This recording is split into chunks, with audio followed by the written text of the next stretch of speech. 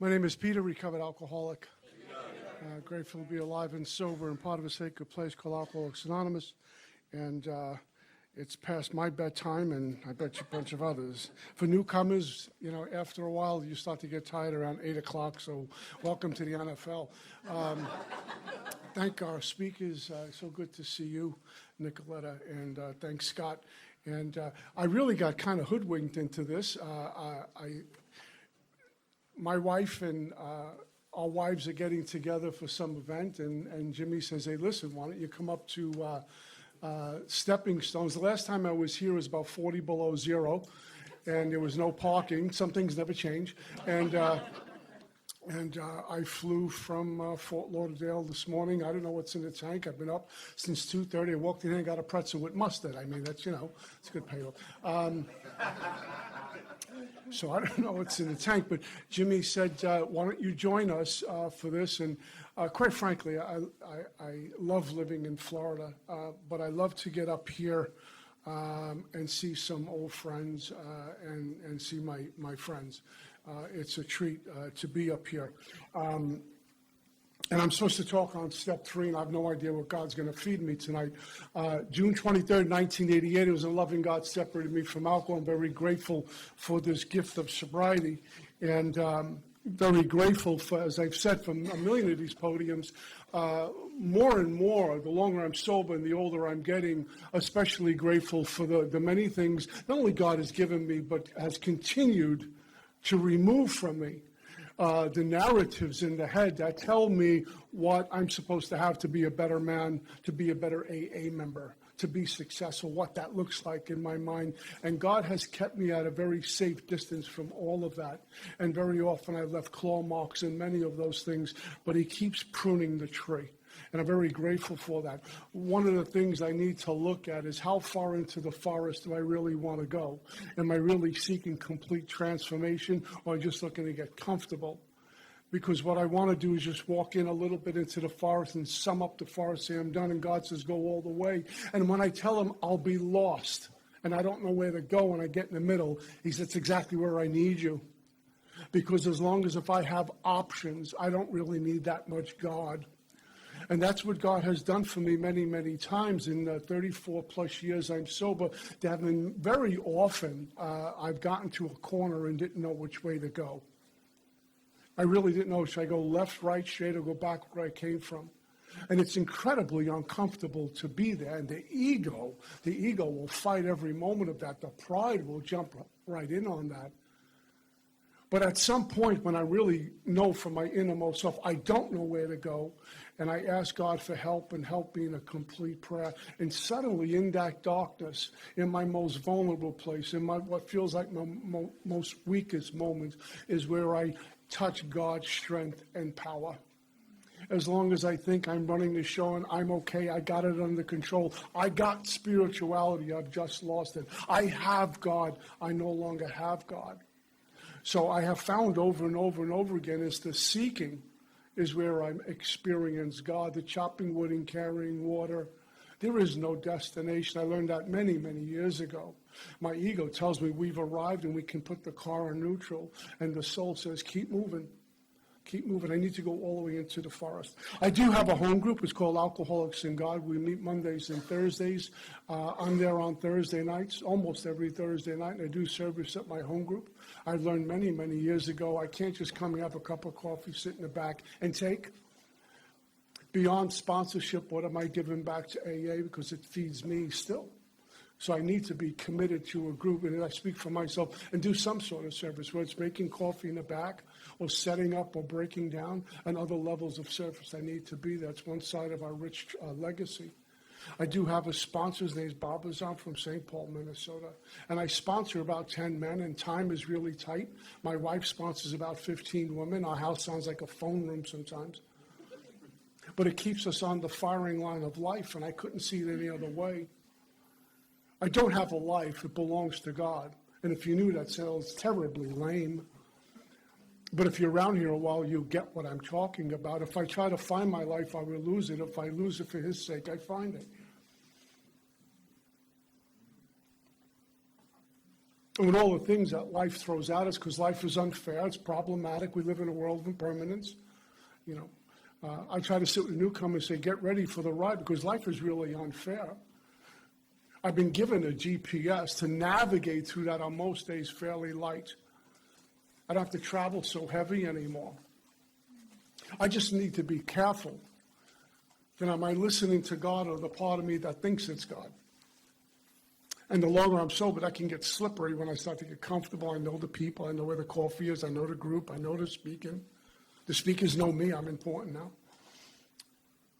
And I start to worship my mind that I think it's God, and I'm not even aware of it until I hit the wall. So on June 23rd, 1988, I get to Alcoholics Anonymous after my 7 treatment center. And like Nicoletta, I know what it is to live on the streets and live in an abandoned building, because that's where my alcoholism took me to in 1988. And, you know, if you've been on the street for one night, it's too long and too painful. When you're out there for a while, it does things to you. Not only tears you up physically, but all hope is lost. As a man, I lost all self-respect. As a man, doing the things I had to do for the price of a drink and sleeping in an abandoned building, and knowing I had no place to lay my head, and not showering and not eating, but for the price of a drink, I'll deal with it. And what's really frightening about alcoholism, for me, it stopped working. Alcohol wasn't even working. It was giving me a pulse, basically. There was no getting high, you know, and it was long gone. I need to drink to stop this. And it took what it took to get me to a place of getting surrendered in 1988. I just want to share about that last moment. When I sit with newcomers, I always want to know, what was the thing that brought you here? Or brought you to treatment or detox? It's all an event. It's a moment. It's a day. Whether it's Park Avenue or Park Base, there's something that happens where the pilot light gets turned. There's something that clicks, says, oh my God, this is it. I remember a newcomer telling me, he said, I'm tired. It was a great answer. So after 6 treatment centers and bouncing in and out of AA drunk, I never came to an AA meeting sober, by the way. But the few times I came in AA, I'd be pinned up against the wall, drunk as a skunk, and people said, just keep coming back. They never threw me out. But it was June 23rd, 1988. I had no clue it was the month of June, let alone June 23rd. I lost track of time and space. It was like coming to when the morning terror and madness were on me, and I knew I needed a drink to settle the belly and stop the shaking and the nauseousness and all of it. And at this point, I know I need a shower because I reek and I haven't bathed in a while. And God knows what a really good meal tastes like. It's the life. You're in the life. And I remember this day clearly. I got up off the floor, and it was as if somebody kicked me in the back of the knees because they buckled, and I go down on the floor, and I couldn't move. And it was like reality showed up, and what I've experienced over the years, over and over and over again, that the truth will find me. You know, I can lie, cheat, and steal, and then the truth will find me. I can pretend I'm spiritual, I'm really not, and the truth will find me. It always does. And sometimes when the truth finds me, it doesn't feel good. The ego gets crushed, but it's necessary to be free. And so I'm in this hallway, and I'm on the floor, and I begin to weep uncontrollably, and I can't stop the weeping. It was as if my life passed before my eyes. And I thought back to being 14 years old and having my first Colt 45 quart of beer, and it was euphoric. And how did I get here? How did I get from that, with all the promise of a musician? I was the kid in my block, and my neighborhood was going to make it out via music. There was lots of hope for me. I'm sure all of us have heard one point in our life, you have so much potential. You know? And here I am, you know. I just hope I never get so well that I think I've become immune from the tactics of my illness, you know. Because I learned over and over again that this thing that I have gets a life by devouring mine. And I remember the very same God that I had mocked and spat at and cursed and despised. I was never an atheist, certainly agnostic. The God I had mocked, spat at, and cursed and despised for taking my mom away from me when I was 14. She committed suicide, and giving me this tough guy dad who I never got along with, and turning me into what I was. I was a bum on the street. I looked at men who were religious, and I mocked them as weak and cowardly.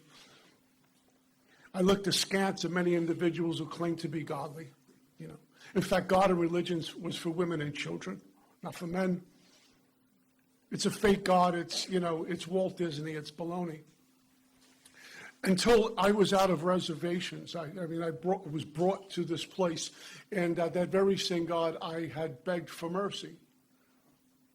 And I remember the words clearly, "Please take me from this, I don't want to die." I've heard my sponsor, many men, say this, and it's very true. It's one phrase that says, "We live life forward and understand it backwards."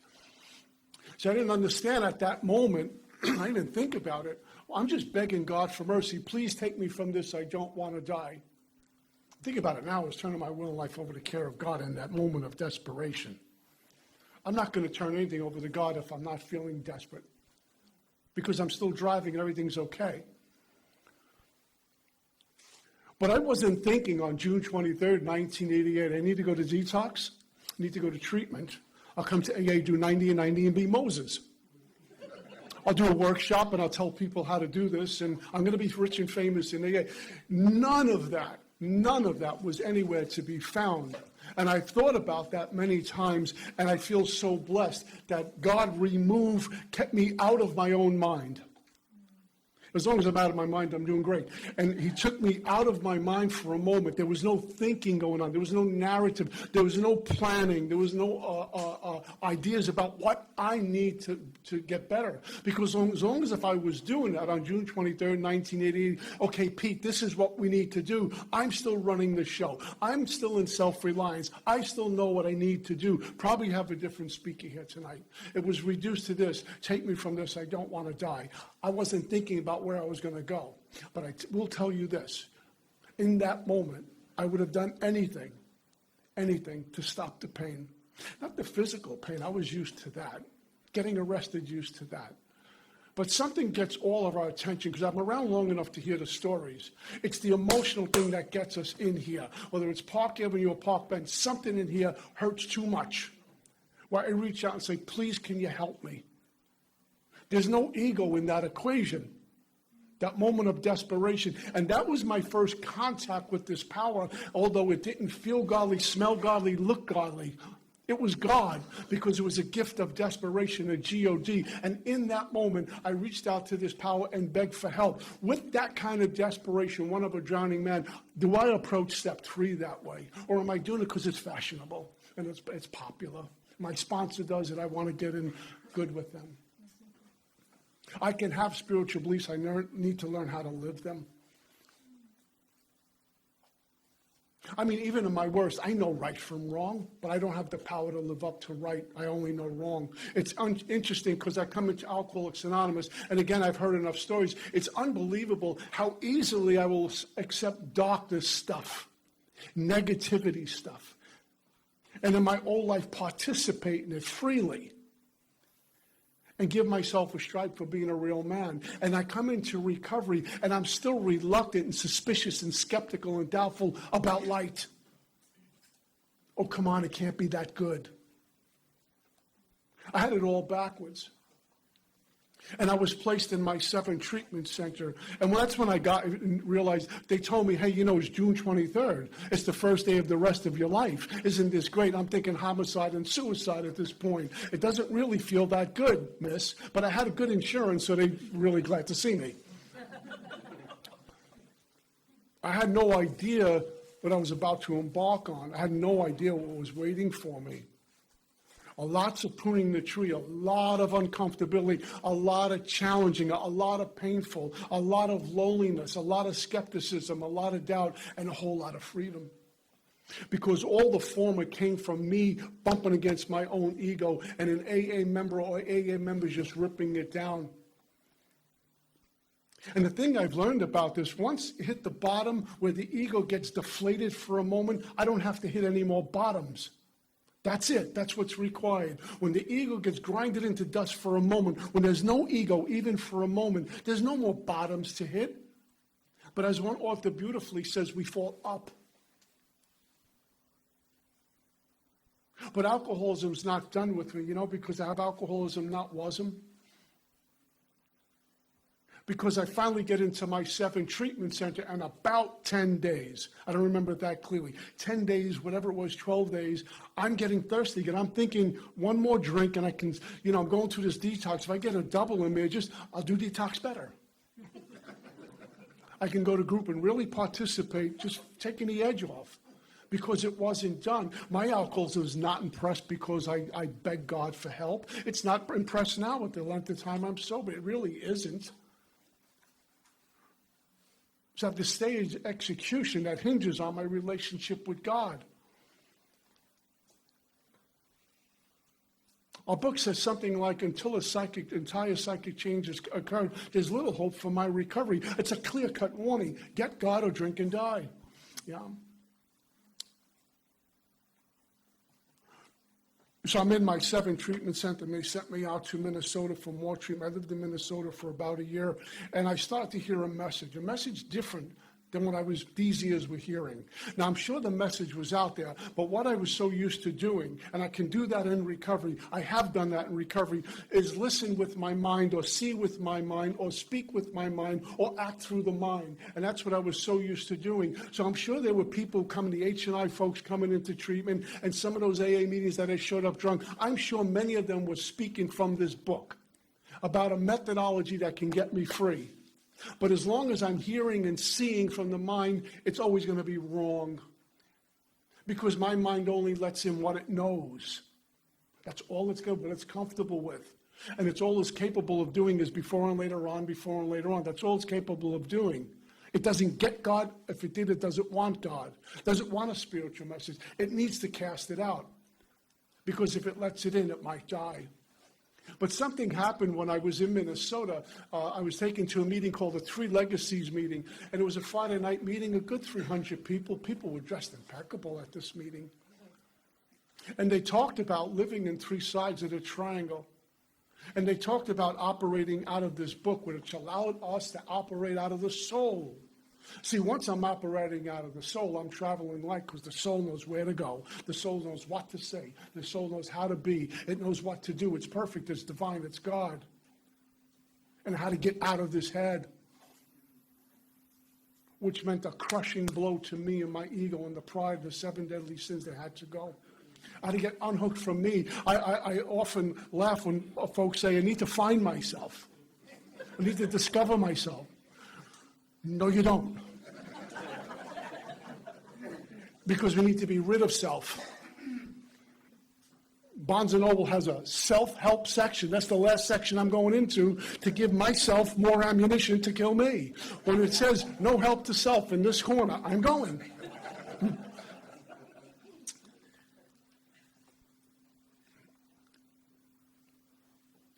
And I came back to Brooklyn. And I found my first appointed teacher there. And how I found a sponsor was what I was told to do. Before I asked someone, show me a sponsor, no human power could relieve me of my alcoholism. I need to go to God. Everything goes through God. I must turn all things into the Father of light. I wasn't even sure God was going to pay attention, but I remember praying, God, I need a teacher. I don't know who to ask.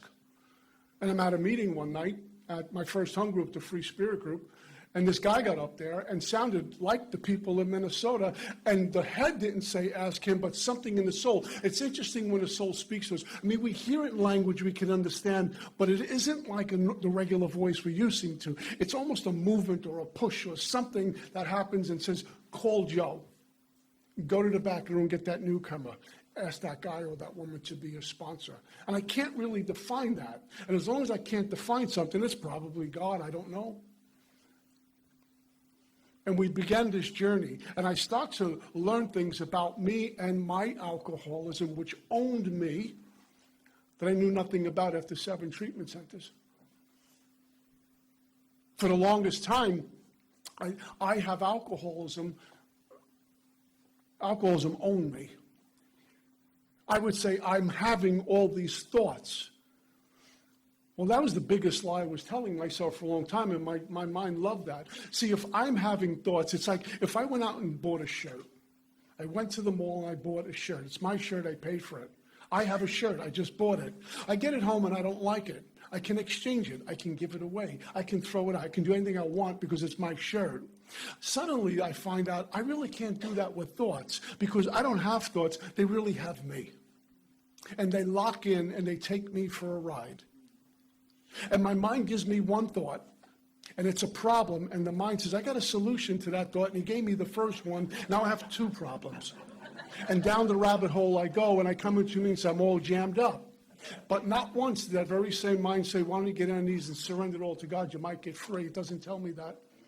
I need to run out of road in that gift of desperation. That type of movement that happened to me on June 23rd, 1988, although the fire is going to get off my back, the longer I'm sober, the need to find God must increase for me. When I got to Alcoholics Anonymous, I remember, we're in AA boot camp, and sobriety is my number one priority. Sobriety is my number one priority. And I would say that. I would mean it, but I knew it was the right thing to say because all the guys were saying that. Sobriety is my number one priority, but the truth is true until we discover a new truth, yeah? The truth is true until we discover a new truth. I must tell you this, that conscious contact with God is my number one priority. Because when I have conscious contact with God, not unconscious contact with God, I find myself sober another day. And what's really great about this is the isms that accompany alcoholism seem to go quiet. I'm not perfect with it. I'm alcoholic, which means I'm broken and flawed. I'm subject to break down at any moment. But the isms seem to get quiet. And I get another day sober, and not just dry sober, but awakened sober. And where I currently been for a number of years now, my journey in here is to please God, seek God, experience God. Rather than, getting up here and pontificating on how well I know the mechanics. I know a lot of cats who know mechanics, and you can't have lunch with them. But what this book is supposed to do is bring me to a power that's keeping me sober all along and enjoy the freedom in that. I also found this, I was brought up with very, very, very rigid sponsors. I mean, really rigid sponsors. And thank God, because I needed I needed to be disciplined to a spiritual life, yeah? Because I was so undisciplined. And I thought about something, I would say my great-grand sponsor said to me one time, if I'm sitting home writing inventory after inventory after inventory, I'm still involved with me. A little too much. All I am is thinking about me. And I'm writing about me constantly. Where's freedom from this book? Where's freedom from this God when I'm bogged down writing up pages and pages and pages of inventory to prove I'm a good AA member? Maybe I missed something. I'm still seeking information rather than experience the transformation. I've been programmed by a program rather than set free by a program. And I fell under the delusion that as long as I write this perfect, I'm going to get me another day sober, as if I'm in charge of this. But who's keeping me sober while I'm writing? Who's keeping me sober while I'm sitting in a meeting? Who's keeping me sober when I have an argument with the spouse, or I'm in the supermarket and it's going, the line's too slow, or just life? It's God. And that's what that's supposed to bring me to. So I get a sponsor. I begin a journey through this book. I remember getting to step 3 and taking a look at making a decision to turn my will and life over to the care of God as I currently understand them. Whether it's a group of drunks or whatever God it is, the book, my AA is not really interested in the deity. It's unbelievable how prophetic he was to stay out of that game. We would have been broken up a long time ago. Where AA has taken to me is the very same God I grew up with a different set of conceptions and ideas about it. It's not that punishing God anymore.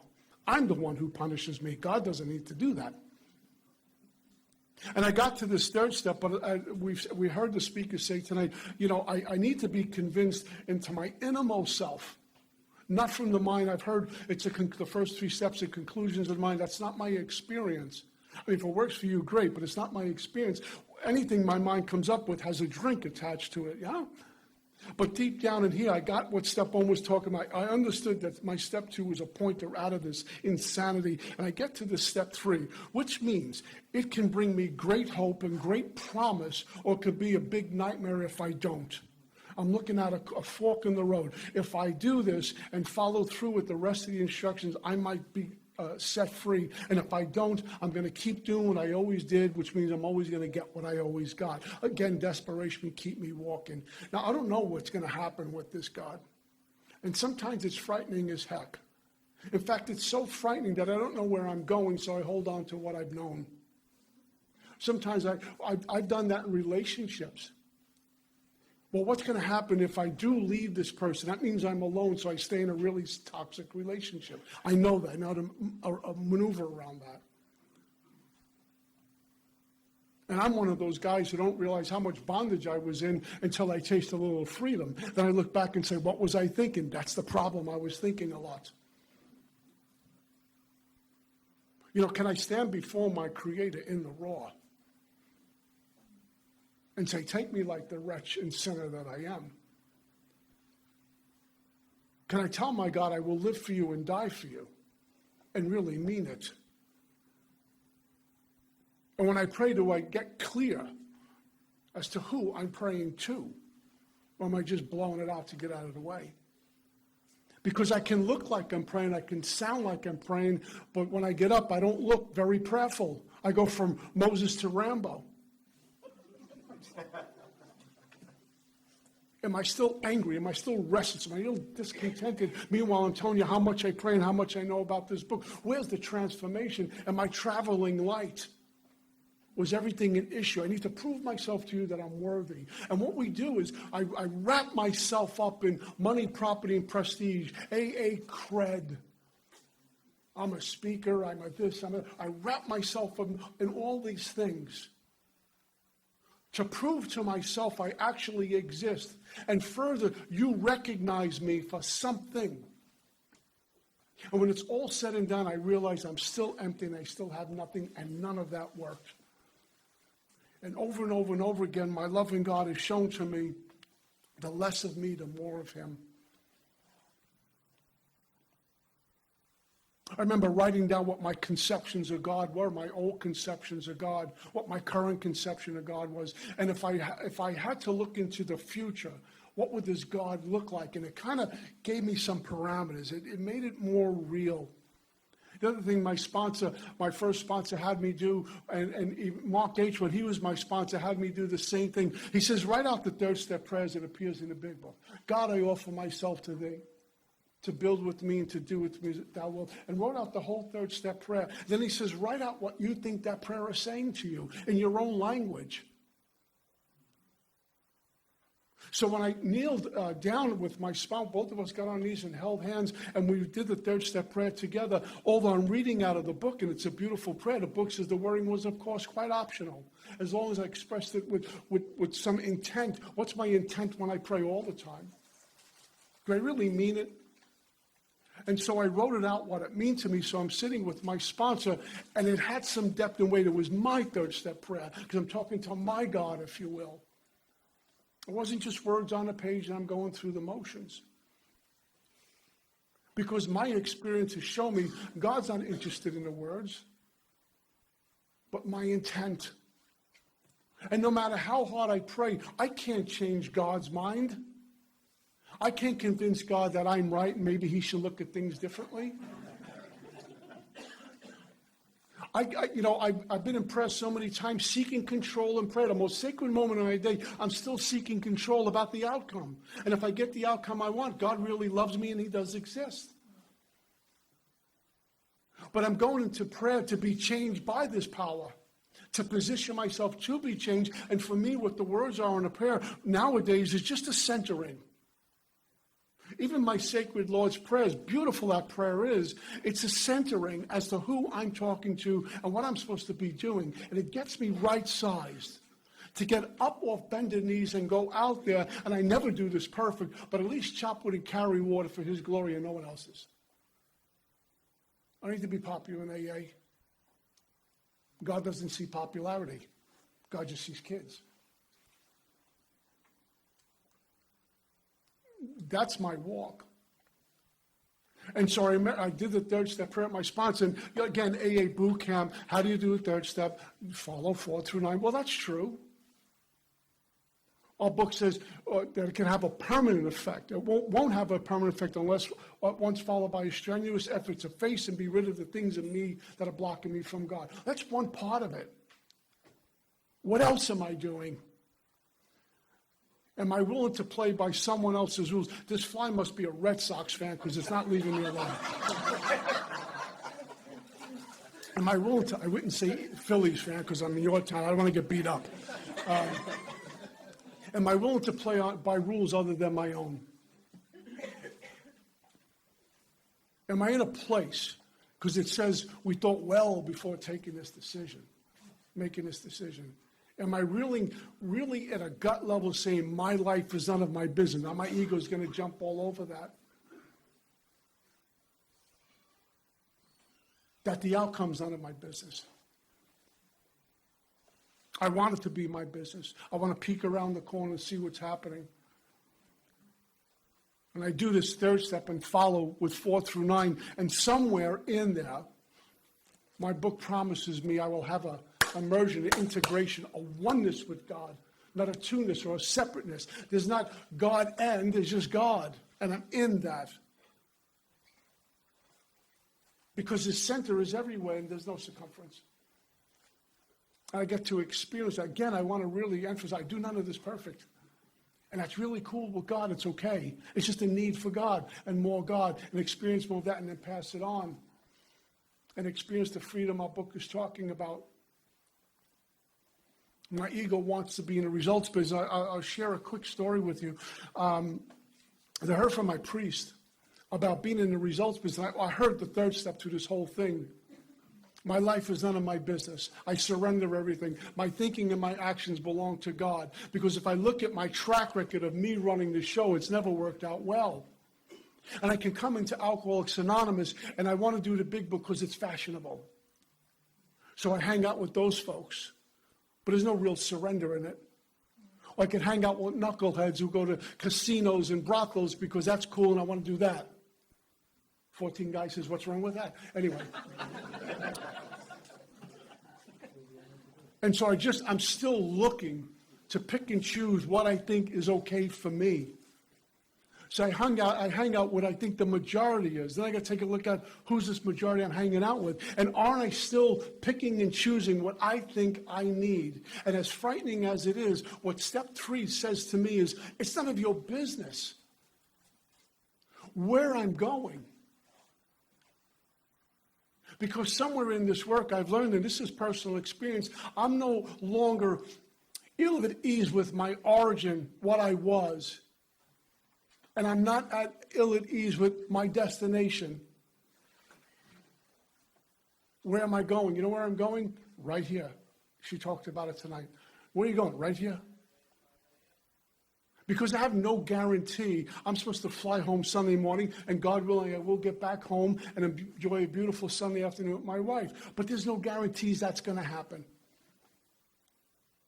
Or what's going to happen an hour from now. But I just take it for granted. There's a big thing about planning and then just assuming. And the story is there was this man who was just laying on his couch day in and day out, day after day after day after day. His life was going nowhere. He was rudderless. And one day he woke up and the Lord was standing in front of him. And the Lord says, what are you doing? My God's from Brooklyn. What are you doing? And the guy drops to his knees, and the Lord says to me, he says, I need to help you. He's tomorrow morning, I'm going to put a big boulder in front of your doorway. And I want you to wake up bright and early and push the rock, push the boulder. And sure as anything, the next morning, the guy wakes up and he remembers, opens up the door, and there it is. He laces up and goes out, and there's this huge boulder in front of his door. He starts pushing, follows what God told him, pushing and pushing and pushing and pushing, sun up to sundown. Does this every single day for like 90 days. And on the 91st day, Satan shows up and says, what are you doing? He said, well, the Lord told me to push this rock. He said, you're going to listen to the Lord? What's wrong with you? God's a cruel jokester. Go back on the couch, you're better off. He says, you know what, you're right. And the next day the Lord shows up and says, what are you doing? He says, Lord, not for anything. You told me to push this boulder. I've been pushing it for 90 days. And it hasn't gone 1 inch. It hasn't moved an inch. After 90 days, it hasn't moved an inch. And the Lord replies to him. He says, I told you to push the boulder. I didn't tell you to move the boulder. That's my job. And that's how it is with my life. I want to push it and move it in the direction I want. I want to push my life this way and get the results I want. It just doesn't work that way. God's not allowing it that way. And what God told this man was, for the last 90 days, you have purpose and direction. You're up early. You're sleeping better. You're even in shape. And you're talking to me all day long. You came home without even knowing it. I need to let go of the results, but the mind wants to control.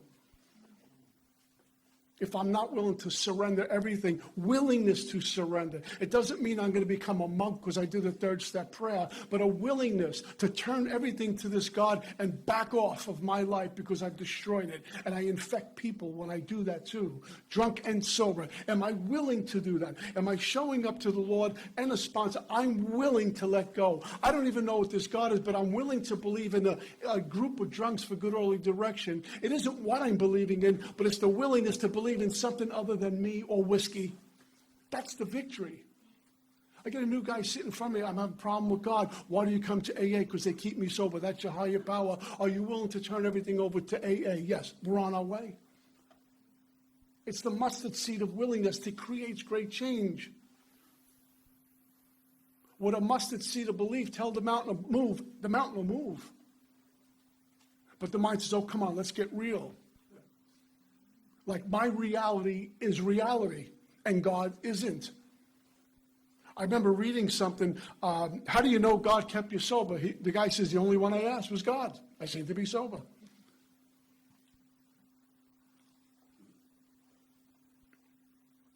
How does third step meet me now? I like to go through the steps every year. I've been doing that forever. I always take a look at bedevilments. I always like to see where I'm at, gauge where I'm at with bedevilments. I do all this stuff after prayer. About, I want to say June-ish, I was about to move to Tampa for business. I don't want to go to Tampa. But I need to earn a living, trying to save my company. There's a lot of moving parts. And I got an offer to go to Tampa, which just kind of got chiseled down to the end, and it wasn't so what they promised to be. And I had somebody in where I live in South Florida wanting me to stay there. And my wife and I, and I'm not exaggerating, from hour to hour, we're going to Tampa. No, we're not going to Tampa. We're staying home. We're going to no, we're not. And okay, I'm sure we're going to Tampa. We start looking for a place to live. I remember calling Jimmy, I'm moving to Tampa. And okay, and then Jimmy, I'm not going to Tampa. And this is what we're doing. And we went up to Tampa twice, and we're looking at places to live, and we're trying to look at the bright side of stuff, and we're going back and forth and back and forth. I want the results. I want to look 6 months into this new contract, where I'm going to be living, how it's going to feel, all of it. And God wouldn't allow that. What God wanted was a surrender. And one day I got up off my knees after meditation and prayer. And about 10 minutes, I'm up really early in the morning. I like it that way. Sometimes I'm up at 4 a.m. and I pray and meditate. And there's someone, I think his name is Rumi, says, the morning breeze has secrets to tell you. God likes to talk to us in that quiet time, no distractions. And I finished prayer and meditation. I'm just going about doing some chores in the house for Marion before she awakens. And, when God shows up, God shows up. He doesn't speak to this. It's just something in here.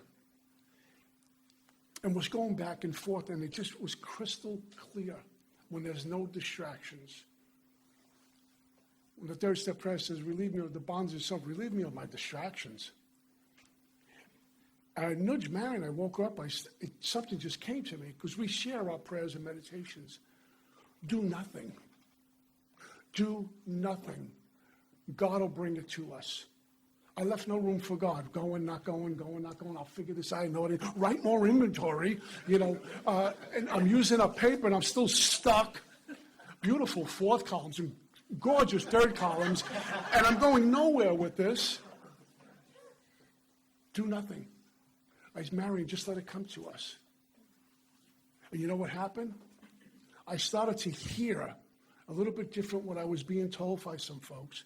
I was starting to see some different actions. And I started to hear what was being given to me right in good old Boca Raton. And the answer was there. In fact, they went way beyond what I was even negotiating with, because that's what God does. Always goes beyond. I want to go this far, and goes, no, I'm going to give you all of it. But just come home to me. I did nothing. I just gave up. I'm done. It will just come to us and left a whole lot of room for God. What does step 3 look like, as we're going through our day currently? We can talk about mechanics, and they're important, they're vital, but what does it look like going live? How does step 3 meet me with 5 or 10 or 15 years sober? How does step 3 meet me when I'm on my knees praying and meditating? Or maybe I'm at work, or I don't get along with a coworker, I'm having marital problems, I'm having work problems, financial problems. What does that really look like? Do I speak God, but I live as if there's no God? Again, I would love to report to you I do all this perfect, but I don't. But I'm broken and flawed, as God made it. There was a time where I thought, as a member of Alcoholics Anonymous, I can't be broken and flawed. I'm in AA. I have to be smooth and glossy all the time. What tremendous freedom, what great liberation in coming to terms at a gut level that I'm broken and flawed. Isn't that fabulous? I don't need to be perfect. I belong to AA. That should be a hint. I'm not perfect. But what tremendous freedom. Because what we get to do, what I get to do, is share my brokenness with another drunk. And you say, yeah, me too. We get a solution in here, how to fix stuff and how to get free and how to experience God and truly turn my will and life over to care of God, how to do a meditation, how to work with prayer, how to navigate through life. The other 23 hours when I'm not in here for the hour.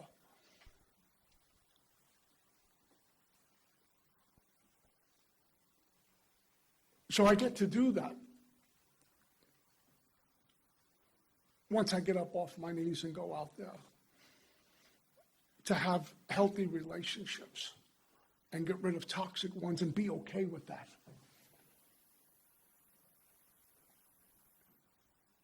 And my time doesn't belong to me. Is another thing, I feel like I'm getting old sometimes. This thing that gets me, there's a lot more road behind me than in front of me. I hate to admit it, but it's just true. And sometimes, I'm bogged down with a bunch of sponsees calling, and I got to finish that and then get ready because there's a meeting to get to, a home group to get to. And the head says, well, when are we going to get time? And Marion's on the phone with her sponsees. We're going to a home group. When are we going to get time? This is what I'm supposed to be doing.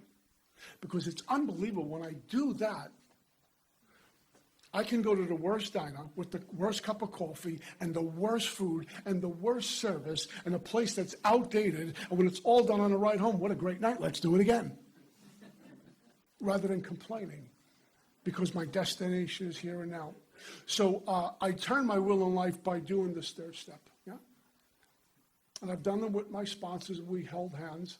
I remember the first time I did a third step was in my sponsor, Bensonhurst, Brooklyn, where the only requirement for membership there is a pinky ring, sunglasses, and gold jewelry. And I went to his house, and he was a rough character.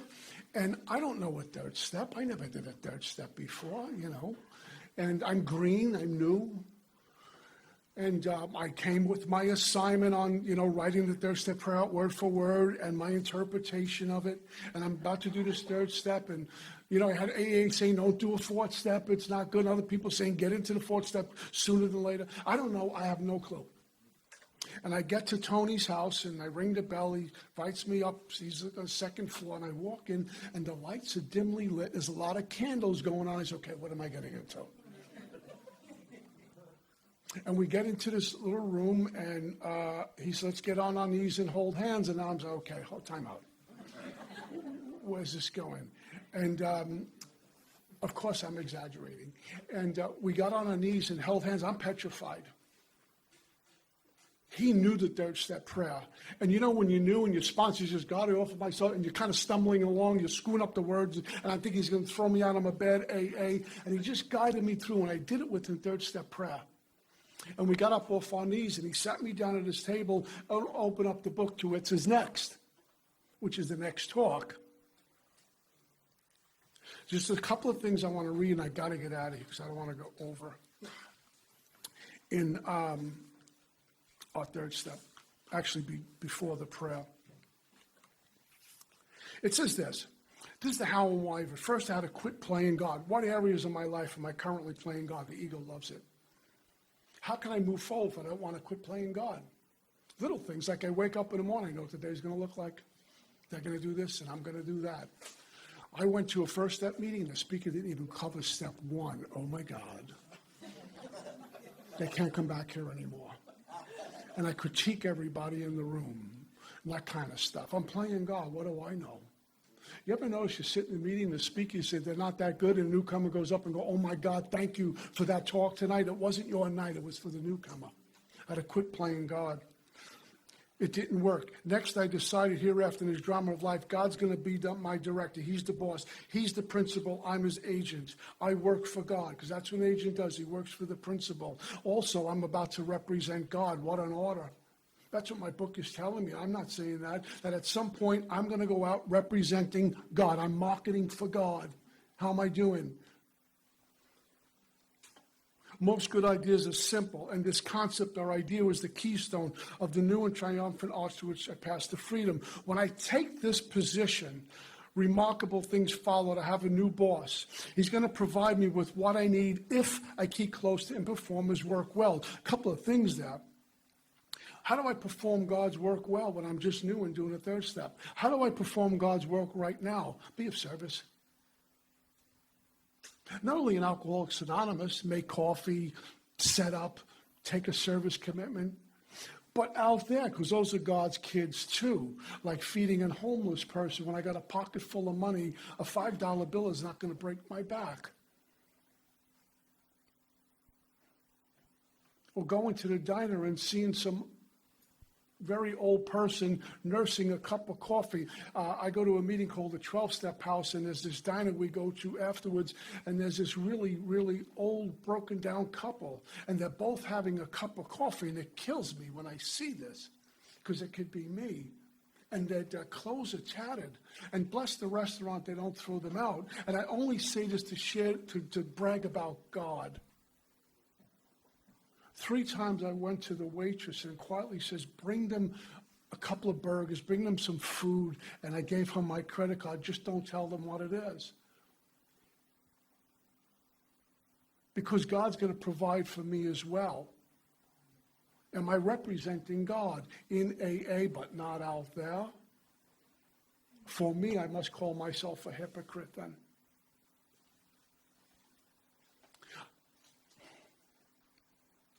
I don't need to get close to keep close to God. I hear this a lot. You got to get close to be close. There's no proximity with us, with God. What I woke up to was the nearness of my Creator. My own big book tells me that. The nearness of my Creator. There's no distance. It feels like there's separation from God. And then I wake up and go, oh my God, He's been with me all the time. God loved me just as much as He does now when I was in an abandoned building. I don't have to perform good deeds to experience God's love. I don't need to do good things to get God's love. God loves me just the way I am in my brokenness. I don't need to get close, do some work so I can get close to God. The work allows me to wake up to, oh my God, it's God all the time. I become less and less interested in my little plans and designs. You know, before I do this work, everything I come up with was paramount. These are big plans I got. And the books, they're very little plans. You're not that important. If you don't show up at home group, it'll be fine. And there's a few people there I wish I wouldn't show up. More and more became interesting in what I can contribute to life. As I felt new power flow in, thank you, God, because our book told us in the previous chapter, I'm out of power. So once I'm out of power, I start to experience this other power called God. It starts to flow in. And the cool thing is into me and then out to you. And it's just a flowing. And I don't have to do much about this. It's a surrender. It's a surrender. It's a surrender. I could face life successfully. I become conscious. I'm awake to God's presence. And I lose my fear today, tomorrow, hereafter. I'm reborn in spirit. Something says, unless a man be born again, he can't enter the kingdom of heaven. Born in spirit. I'm not afraid of yesterday. I said that earlier. I'm not afraid of tomorrow. I'm right here. Peace of mind is not because I have positive affirmations and right thinking, but what the book is promising me is I'm going to begin to operate out of the soul, which is still an okay. And that starts to work itself up to here. And although it feels like I'm thinking it's coming from God, it's coming from the soul, so everything's okay. When I try to get my hands on my life again, which we'll talk about tomorrow, when I start to think about the outcome and I get nervous, here comes struggle, here comes this season, discomfort, here comes fear. I don't have peace of mind again because my mind's running the show again. As long as I'm out of my mind, I'm doing great. When I'm in my mind, I struggle and I don't do so good. I'm over time. That's all I got. Thanks.